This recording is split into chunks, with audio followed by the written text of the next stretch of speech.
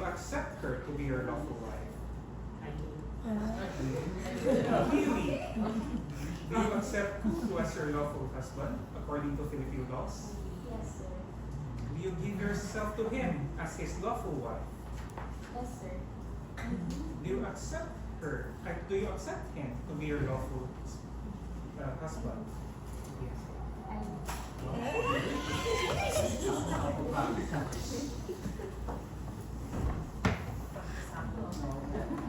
Okay, at this juncture, is there anybody here who objects to the marriage?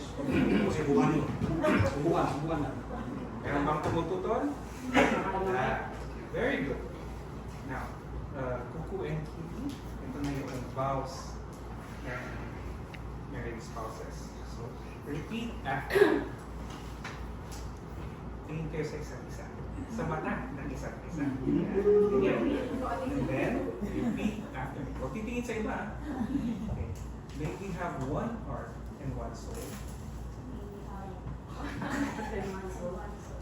From this day forward, for better or for worse, for richer or for poorer, in sickness and in health, until death do us part. Quiet. Tinatanggap kita bilang tunay na asawa upang maging akin. At simula sa araw na ito at haharapin pa na hanggang sa dulo ng walang hanggan. Mamahalin kita at mag-iibigan tayo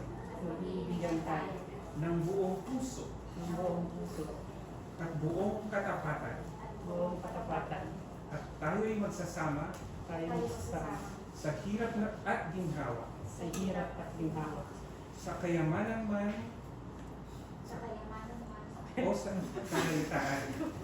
o sa karalitaan sa may sakit o sa kalusugan, at walang makapaghihiwalay sa atin at sa katuparan ng mga pangakong ito ay ibinibigay ko ang aking buong puso at buong buhay sa iyo.